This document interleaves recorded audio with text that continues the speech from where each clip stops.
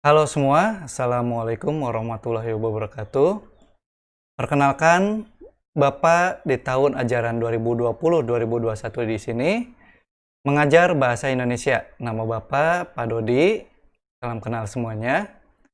Bapak mengajar untuk kelas 10, itu di kelas 10 TOA, TOC, TOD, dan 10 TKJC.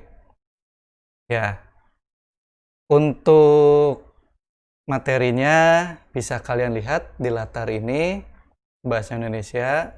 Buku yang Bapak pakai itu buku penerbit Erlangga, karangan Justina. Ya, bisa kalian lihat ya, di background juga ada. Itu buku yang Bapak pakai sebagai bahan ajar kalian nanti. Bukunya itu ada di perpustakaan. Lalu Bapak masuk ke materi. Ya, untuk semester ganjil kali ini, insya Allah kita akan belajar 4 bab. Bab yang pertama, polusi dan populasi, pendapat dan pendapatan, kritik dan publik, dan yang terakhir, kearifan lokal. Jadi, bab di sini ini merupakan tema pembelajaran kita. Bukan dalam arti di bab pertama polusi dan populasi itu kita bahasa Indonesia belajar mengenai polusi dan populasi. Tidak. Belajar bahasa Indonesia itu kita belajar dari literasi. Jadi kita belajar dengan melihat teks yang ada, kita mempelajari teks tersebut, lalu kita mengambil pelajaran dan informasi dari teks yang kita pahami. Dan yang di akhir pembelajaran, kita juga nanti akan belajar bagaimana cara membuat teks tersebut. Nah, selanjutnya, bab pertama, polusi dan populasi. Ada 2 pembelajaran di sini yang akan kita pelajari. Yang pertama, pembelajaran 1, memahami teks laporan hasil observasi. Yang kedua, menganalisis isi dan aspek kebahasan teks laporan hasil observasi. Lalu pada pembelajaran yang kedua, kita akan belajar menyajikan isi teks laporan hasil observasi berdasarkan interpretasi, lalu mengonstruksi teks laporan hasil observasi dengan memperhatikan isi dan aspek kebahasannya. Pada bab pertama ini, kita akan belajar mengenai teks laporan hasil observasi dengan tema polusi dan populasi. Apa itu teks laporan hasil observasi? Kita akan masuk di pembelajaran yang pertama, memahami teks laporan hasil observasi. Sebelum kita memahami apa sih teks laporan hasil observasi, sebelumnya kita harus terlebih dahulu tahu dulu apa yang dimaksud dengan teks, apa yang dimaksud dengan observasi, apa yang dimaksud dengan laporan. Di sini bisa kalian baca. Sudah Bapak berikan penjelasannya. Yang dimaksud dengan teks itu merupakan wacana. Wacana itu berarti lisan. Kalian misalkan waktu kelas di tingkat SD atau SMP, silahkan kalian mengarang pengalaman pribadi kalian yang menarik, misalkan begitu. Nah, di situ kalian mungkin berdiskusi dengan teman atau kalian memikirkan. Nah, diskusi-diskusi tersebut tentang pengalaman kalian itu masih dalam bentuk wacana. Tetapi kalau kalian sudah mulai menulis, nah, karangan itulah yang disebut dengan teks. Jadi teks itu merupakan suatu perkataan lisan, suatu ucapan yang dibentuk dalam sebuah tulisan. Lalu kita masuk yang kedua, observasi. Apa itu observasi? Observasi itu merupakan pengamatan. Kita melihat, mengamati sesuatu, itu observasi. Gambarannya seperti teropong. Teropong itu kita mengamati sesuatu yang jauh, begitu ya. Observasi dibagi menjadi 2. yaitu observasi yang dilakukan secara langsung dan observasi yang dilakukan secara tidak langsung. Secara langsung, observasi itu dapat dilakukan dengan kita melihat sesuatu, atau kita melakukan sesuatu, atau kita dengan merasakan sesuatu. Seperti Bapak contohkan pada buku paket ini. Kita bisa melakukan observasi pada buku paket ini. Observasinya itu kita mengamati, oh ternyata misalkan buku paket ini grafis yang diberikan menarik. Misalkan seperti itu. Dengan Bapak lihat covernya tebal, kualitas kertasnya pun bagus, dan kata-katanya menarik sehingga mudah dipahami. Itu merupakan suatu bentuk pengamatan. Lalu pengamatan juga bukan sebatas pada sebuah objek. Pada peristiwa juga kita bisa melakukan sebuah pengamatan. Misalkan sekarang itu sedang pandemi corona. Kalian bisa melihat apa sih peristiwa yang terjadi pada saat pandemi corona. Salah satu yang kalian rasakan sendiri adalah kalian saat ini pada saat pandemi corona belajar di rumah. Kalian bisa mengamati satu Kabupaten Bekasi, apakah semuanya belajar di rumah. Mungkin ada beberapa sekolah yang ada kombinasi belajar online dan offline. Seperti itu. Itu merupakan suatu contoh-contoh dari pengamatan. Lalu pengamatan secara tidak langsung yaitu kalian mengamatinya melalui membaca. Kalian melihat informasinya itu dari buku, misalkan dari internet. Lalu mendengarkan informasi itu bisa kalian dengan mewawancara orang lain. Dan di sini ada juga mendapatkan berita. Laporan itu segala sesuatu yang dilaporkan. Jadi, dari pengertian teks, pengertian observasi, dan pengertian laporan, jika kita gabungkan semuanya, dapat kita simpulkan bahwa teks laporan hasil observasi itu merupakan tulisan hasil pengamatan kita sendiri atau orang lain terhadap suatu objek atau peristiwa. Begitu. Bapak lanjut. Ada dua peristiwa di sini, bisa kalian lihat. Yang gambar pertama itu tentang polusi. Dan gambar kedua itu tentang populasi, sesuai dengan tema yang kita pelajari. Dari kedua peristiwa ini, bisa kita jadikan objek pengamatan dalam pembuatan laporan hasil observasi. Mungkin kalian sendiri bisa secara tidak langsung memiliki pengamatan bahwa polusi itu selalu berbanding lurus dengan populasi. Semakin besar populasi dalam suatu daerah, tingkat polusinya pun akan semakin banyak. Bapak contohkan di sini seperti gambarnya ada di wilayah perkotaan. Semakin penuh pemukiman tersebut, otomatis polusinya pun akan semakin banyak. Bisa berupa pertama polusi mengenai lingkungan, sampah. Lalu yang kedua, polusinya itu polusi udara. Semakin banyak penduduk, berarti kan kendaraan itu juga semakin banyak. Sehingga udara yang bersih pun akan semakin berkurang. Polusi suara, kebisingan, semakin banyak penduduk, tingkat kebisingan pun akan semakin tinggi. Nah, itu merupakan objek-objek yang bisa kita jadikan suatu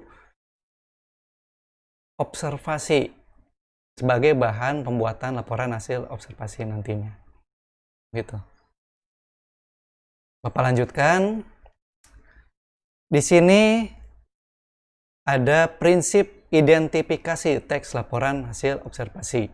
Identifikasi itu maksudnya kita mengenali, mencari tahu bagaimana sih suatu tulisan tersebut bisa dinamakan teks laporan hasil observasi.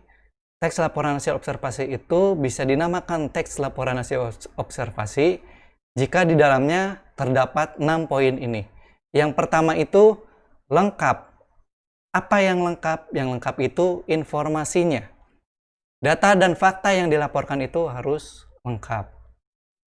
Lalu yang kedua, jelas. Informasinya tidak menimbulkan penafsiran yang berbeda. Bapak contohkan, siswa di SMK Negeri 1 Pebayuran sebanyak misalkan 1.000 orang. Gitu. Nah, akan lebih bagus jika informasi yang disampaikan itu siswa tersebut 1.000 orang dengan jumlah siswa laki-laki itu sekian ratus orang dan siswinya itu sekian ratus orang. Itu memenuhi prinsip lengkap. Lalu prinsip jelasnya itu jangan ditulis hanya bahasa siswa sebesar 1.000 orang. Nah, siswa di sini akan menimbulkan penafsiran yang berbeda. Penafsiran yang berbeda itu bisa mungkin ada orang yang membaca tulisan kalian, siswa di sini apakah memang SMK Negeri 1 Pebayuran itu full sekolah laki-laki atau memang ada siswinya, murid perempuannya. Maka perlu diberikan penjelasan bahwa muridnya itu total 1.000, misalkan seperti itu, dengan murid laki-lakinya sekian dan perempuannya sekian. Itu akan telah memenuhi prinsip lengkap dan prinsip jelas. Lalu yang ketiga, prinsip benar atau akurat. Data yang digunakan itu harus benar. Jangan sampai kalian ingin melakukan pengamatan mengenai SMK Negeri 1 Pebayuran, tetapi data yang kalian ambil itu, kalian yang mewawancara itu, misalkan guru-guru dari SMA Negeri 1 Pebayuran. Nah, itu kan sudah kacau. Data itu mungkin lengkap, data itu mungkin jelas, tapi data itu belum tentu benar karena konteks kalian yang ingin diamati itu SMK Negeri 1 Pebayuran, bukan SMA Negeri 1 Pebayuran. Lalu prinsip yang keempat itu sistematis. Apa itu sistematis? Jadi sistematis itu informasi yang kalian berikan itu berurutan. Kenapa harus berurutan? Agar mudah dipahami. Lalu prinsip yang kelima itu objektif. Jadi objektif itu apa adanya. Jangan sampai kalian atas dasar suka atau cinta terhadap SMK Negeri 1 Pebayuran yang awalnya data murid itu ada 1.000, kalian lebih-lebihkan. Jadi objektif itu jangan atas dasar kalian suka atau tidak suka, kalian menghilangkan data yang akurat. Lalu yang terakhir, up to date atau tepat waktu. Kalian jika ingin melakukan pengamatan terhadap SMK Negeri 1 Pebayuran, ya ambillah data tentang SMK Negeri 1 Pebayuran itu data yang tahun ini, data terbaru. Jangan sampai kalian mencari datanya itu tahun 2017 atau 2015. Karena itu sudah tidak sesuai dengan kondisi SMK Negeri 1 Pebayuran yang sekarang. Seperti itu. Bapak ulangi, teks laporan hasil observasi itu yang pertama itu harus lengkap. Lengkap apanya? Lengkap informasinya. Yang kedua itu harus jelas. Jangan sampai informasi yang kalian berikan itu menimbulkan penafsiran yang berbeda dari masing-masing pembaca. Yang ketiga itu harus benar. Yang keempat itu harus berurutan informasinya. Yang kelima itu harus objektif atau apa adanya. Dan yang terakhir itu harus tepat waktu sesuai dengan kondisi yang ada sekarang. Itu teks laporan hasil observasi. Bapak lanjutkan. Di sini ada contoh teks laporan hasil observasi yang Bapak ambil dari artikel yang ada di internet. Artikelnya seperti apa? Bapak berikan linknya. Berikut di deskripsi video Bapak pun akan Bapak berikan linknya. Itu bisa kalian klik link tersebut atau pilih link tersebut atau bisa di copy paste, dipaste di browser kalian, silakan. Kalian baca artikel tersebut, mungkin di sini Bapak contohkan, Bapak copy, linknya.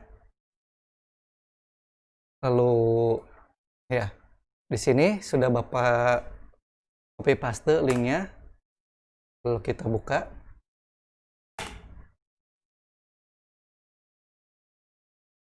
Ini bisa kalian lihat, ditulis tanggal 23 Juli 2020.